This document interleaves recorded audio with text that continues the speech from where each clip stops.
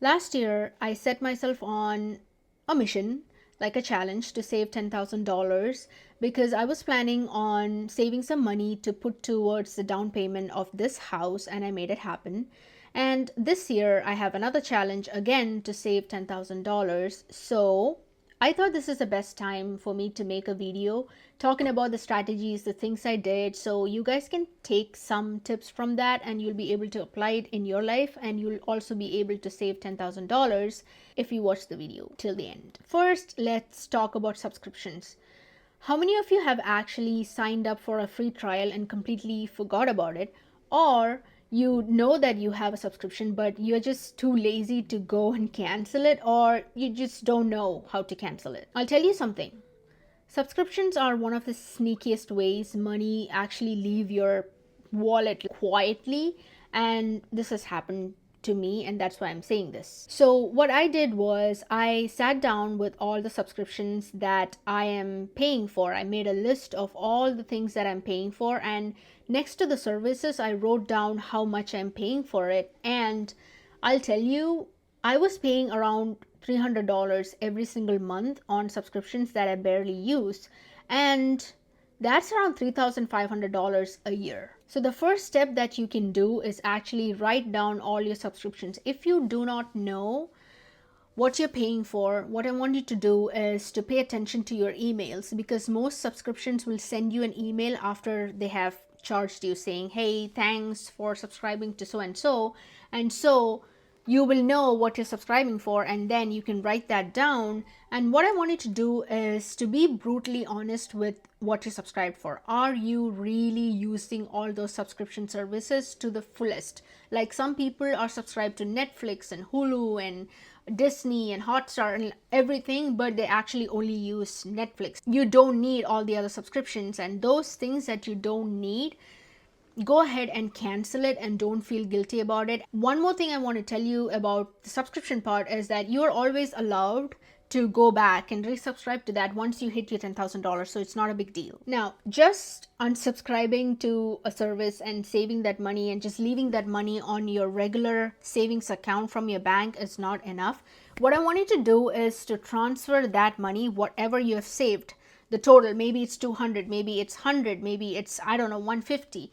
Just transfer that money from your regular savings account from your regular bank to something called a high interest savings account. If you don't know what a high interest savings account is, it's just an account that will give you interest on your money. Like, for your regular bank, is going to give you, I don't know, 0.2, 0.3% of interest for your money that's sitting in the bank. But with a high interest savings account, they're going to give you 2%, 3%, 4%, or even higher interest on the money that you have put there. So what that means is, if you have $200 put into your high interest savings account, that money is going to grow by 4% by the end of the year. $200 might seem like it's nothing, but it's really better than having nothing, like zero, on your high interest savings account.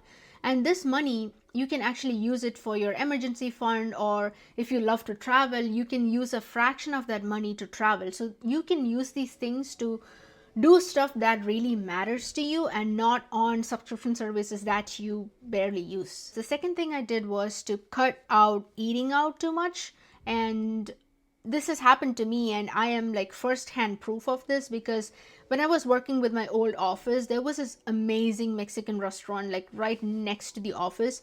And when I joined there, I noticed that some people during lunch, they just go there, they grab some food from there, they come back to the office and they eat it. And I was like, why not? Like, why not do that? And I tried that Mexican restaurant and it was amazing. I love Mexican food. And what happened was, over time this became a pattern, and I would just wake up in the morning and I'm too lazy or too tired to put up something together for lunch, so I would just go there and take out food. It was around $15 to $20 every meal. Imagine eating $15 worth of a meal every single day for the whole month. You do the math. I was literally doing that at one point. And when I realized that, I was like, you know what, I'm just gonna stop this. I'm just gonna start meal prepping. So I went online and watched some YouTube videos on meal prepping, and I started preparing food at home. And what happened was, it was easy for me in the morning to just grab food and go.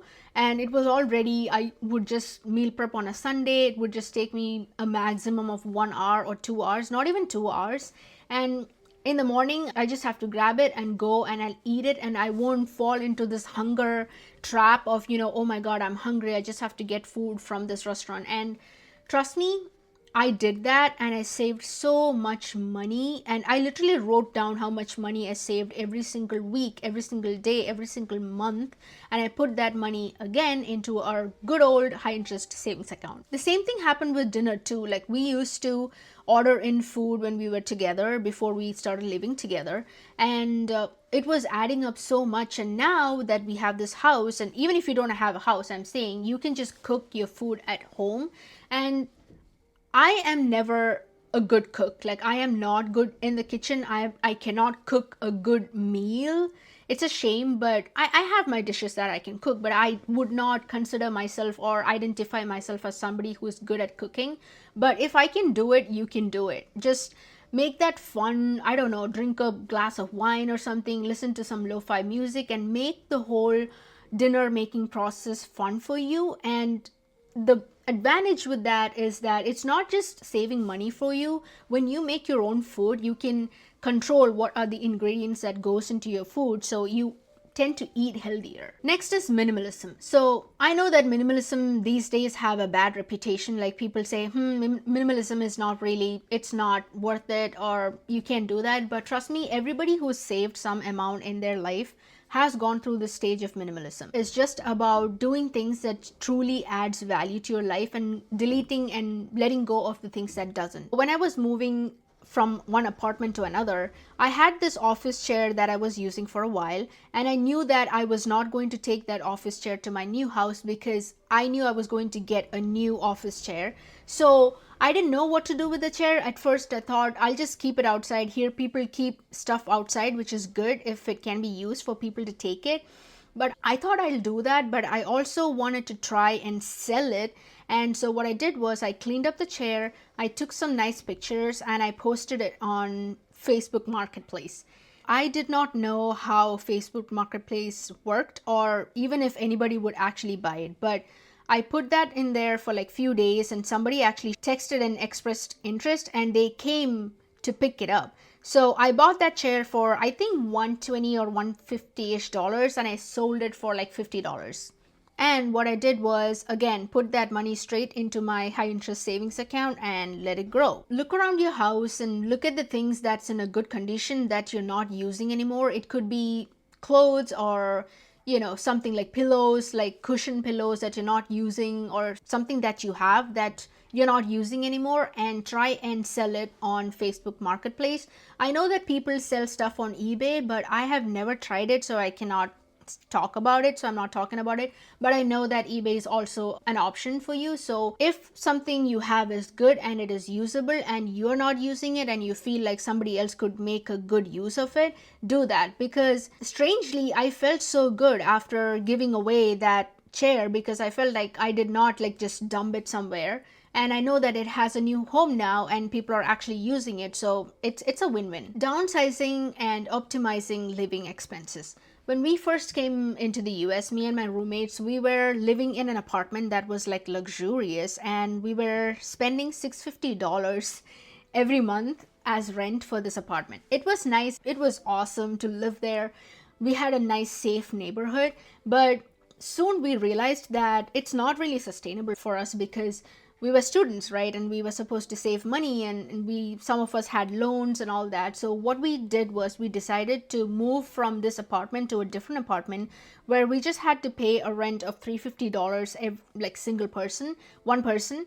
Now this place wasn't the best of the locations. Like, it was closer to our university, but it wasn't too great. But the thing was, we made the best memories in that apartment, and there were so many other students around. The neighborhood, the people were good, and we saved a ton of money. So I'm not saying just pack your bags and go somewhere and live in a dingy place or anything, but just keep in mind, next time you change your apartment or move places, is think of something that you can do where you can save at least like $100 or $200, because rent is the highest form of expense everybody has. So if you can hack that, or if you have like a bigger room, or if you don't mind privacy issues too much, you can rent out your own room to somebody else and just put an extra bed there, if your landlord allows, that is. And think of ways like that so you can save money on your rent and your living expenses. Speaking about living expenses, there's something I did to bring down my phone expense.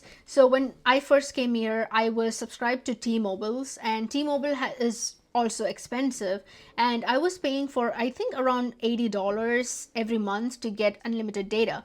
And again, what I did was I started searching for other companies that charged you less, and I came across Minimobile. And as much as I wish Minimobile was sponsoring this video, which they're not, but with Minimobile you get an unlimited service for just $15 a month, and I am still using Minimobile to this day, and I have never had problems with their services. And that's a good way to reduce your utility bills, and also small things like turning off the light when you leave a room, not leaving electric appliances turned on like through the night, and just being a little mindful. You can reduce the cost of your utilities. And also especially comes down to heating, because we are in the Northeast, and as you can see, it is snowing outside. Look at that. And it is super cold here. And what you can do is just bundle up. Okay, just add more layers to your dresses instead of bumping up the heat, because heat also takes up so much of your money. Again, I want you to remember that downsizing or just being a little uncomfortable doesn't have to be a lifelong thing. You're not trying to be frugal. What you're trying to be is to become intentional about your money, and keeping track of every single dollar that you use, at least until you get to your $10,000. After that, you're free to do whatever you want to do. At least you know that you're capable of doing this. I did this challenge and I could save money if I wanted. I could just do this again. So it's just really a muscle, training for your brain, so that you get to that 10,000, and it will really change your mindset moving forward too. Next is a no spend challenge. Now, what you're going to do here is decide a period of time, like 1 week or a month or 90 days, and you have to set your mind on telling yourself that I'm not going to buy anything extra other than just my essentials, like soaps and pastes and whatever like essentials you have. And you do not spend any single money on anything else. You're not going to buy that perfume. You're not going to buy an extra, I don't know, lipstick, just all the things that you don't like definitely need. You're not going to buy that, and that's a no spend challenge. I know it sounds a little difficult, but I did this myself. I am somebody who loves impulse buying things, and if I did it, I'm telling you, you can do it too. Why this thing is so effective is because it makes you more creative. Like, you'll find ways to make something work with what you already have, instead of finding a different solution and just, not being able to sit with that discomfort and finding ways around it. You will find ways around it, because that's what this thing forces you to do. You'll also start noticing your pattern of how fast you are in deciding that you want something or you don't want something. It's like a good mindset shift, and there's no going back after you have done this challenge, because moving forward with every single purchase you make, you're going to think, like, really think about it. Do I really need this? I need it, maybe not now. Or you'll be able to delay that gratification, and that's such a good financial mindset to have. And I guarantee you that's going to get you to add more money into your $10,000 challenge. There's one tip that actually always helped me when I tried this challenge, is because when I feel impulse to buy something and I feel like I so badly want it, I'll think about my reason, like, why am I saving $10,000? And something that really motivates me is that I want to go on this vacation, and I'm saving this money for this vacation, because you cannot take travel away from me. I love traveling. So when I think about, do you want to go to this place or get this thing for now and just lose the spark that you have with this thing for a week and then completely forget about it, or do you want to save that money into your high interest savings account and then use that money to go travel? I would anytime in my sleep pick travel. It could be something else for you. It could be something like less exciting but essential, like paying off a debt or things like that for you, or emergency, you've previously had an emergency situation, so you don't want to end up in an emergency situation like that. It could be, your reasoning could be anything, but just keep your why in mind when you feel like it's a little difficult to follow. Before I continue, I want to apologize for this weird shade that's on my face. That's because the world around me is pure white right now.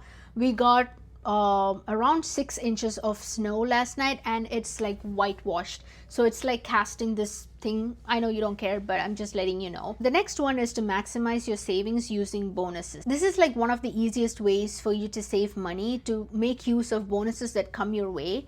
Let me give you some examples. Last year when I filed my taxes, I got an extra money, like a refund, tax refund, right, of $2,000. You know what I did? I did not use it up. I did not think like, oh, this is extra money, I can use it to buy stuff.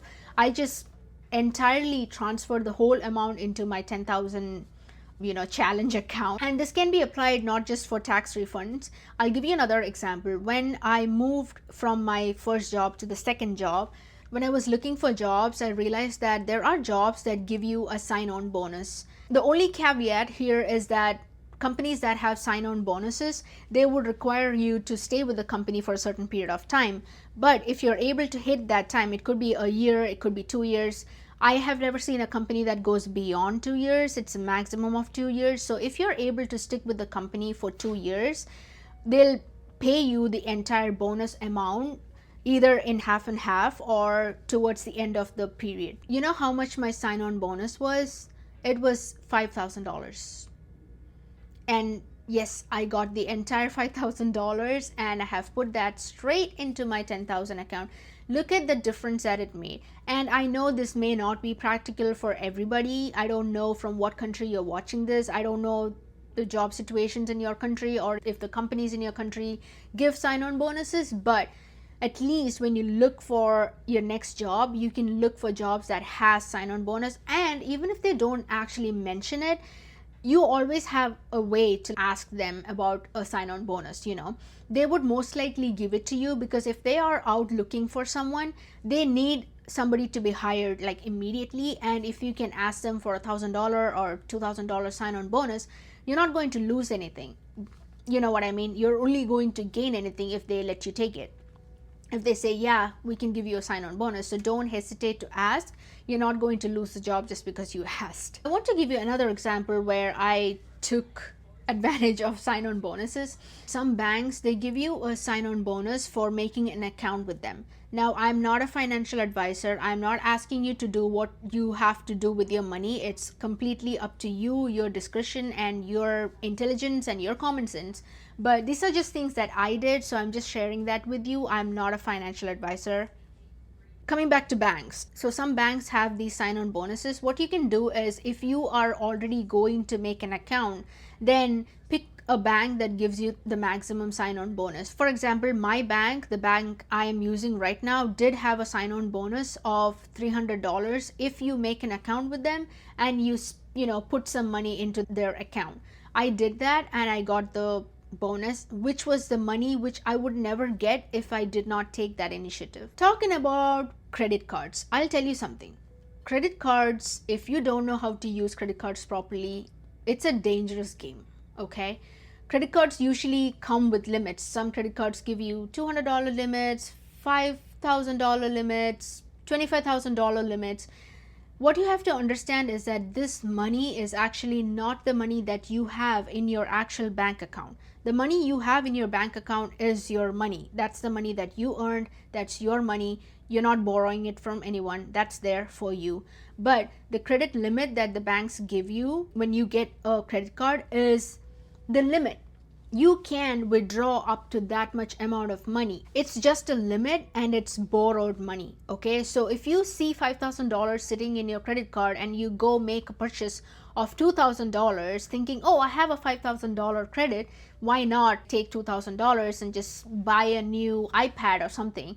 And in your actual bank account, you just have $1,000, which means that you're in debt now. Because at the end of the month, you have to repay this $2,000 in cash, like completely, pay it off if they shouldn't charge you. If you fail to pay, they're going to charge you, and that charge is going to be, I don't know, 25% of how much you owe them. So don't get trapped in this credit card thing. If you use credit cards correctly, if you make small purchases on credit cards and you pay them off completely at the end of the month, it will help you, build your credit score, which I did. But now I'm at a position where I have above average credit score and I can get a loan for the house and all that. I can use that. So now I'm not in a rush to build up my credit. So I'm not purchasing anything with my credit card unless I know that I can completely repay it off with my actual bank account. So if you already have your credit cards as a payment method to your subscription services and other stuff, what I want you to do is take your credit card information out of the payment options and put your payment option as your actual bank account or your debit card. Debit card again comes from your actual bank account, so it's your actual money that you can use. So every time you make a purchase, it's not like swipe and forget, because if you made a $2,000 purchase, it's going to directly impact your direct bank account and not your credit card. Because with credit cards, what happens is when you swipe and forget about it, and you will not even think about it until your statement comes for the next month. But with your bank account, when you open your app, you can immediately see that you lost $2,000 because you made this purchase. So it's so easy to fall into this buffer trap of credit cards, and this is the best way to do it. And I do it too. I do it mainly with Amazon because, girl, I love shopping. Like, I don't know, at night when I'm bored or hungry, I see something and I'm super motivated to buy it, and I just buy it. So this is not me right now. This was me like 2 years back, 3 years back, okay? And I've learned my lesson. So what I did was I removed all my credit cards from all these apps and, online purchase sites and everything. And now everything comes from my actual bank account. So every time I think about spending $25 for something, $50 for something, $70 for something, I'll think, okay, $70 from my actual account, what is it gonna come up to? And I'm like, nope, that can wait. Unless it is something really essential, like I said, I'll not buy it. This is an expanded point to the point that we just discussed about credit cards. I have this 24-hour rule when I try to buy something. When I see something on, say, Amazon, let's take Amazon for all the examples. When I see something, instead of hitting, buy now, what I do is I just add that to my cart. What I'm trying to do here is to, just pause and come back to it the next day to see if I feel like I need that thing like the next day too. So if I feel like it, I'll buy it. But I'll tell you something, most often I have ended up not buying the thing that I thought I really, really needed the night before. And I'm not exaggerating when I tell you that I have stuff sitting in my Amazon cart for a year, like literally 1 year, and nothing happened. I still haven't bought those things, and my life is fine, and nothing has changed in my life, and I did not die. So why would I buy that? And I look at all those things now and I'm like, why did I even think that I needed it at that moment? So what I want you to do is set a 24-hour challenge and come back to it the next day or a week after, and most often that moment would have passed and you were just bored and hungry. That's what it was, and you just did not need it. And if you feel like, oh my god, I really need it, if it's not letting you sleep and you're like, I cannot, like I have to get it, then get it. It's fine. Maybe you need it or you really want it and it might, help you be happy. So just do it. Don't be so hard on yourself, but always set a 24-hour rule before you make purchases. So guys, these are the things I did to save $10,000 the first time, and I'm almost hitting my next $10,000. And I also want to tell you that just by strategies and following these strategies is not enough. You have to literally be so clear with your goals and why those goals are. And I have made a video talking about how successful people actually achieve their goals, and I will link that video somewhere after this video, and I would love to see you there, and I'll catch you on the next one. Bye.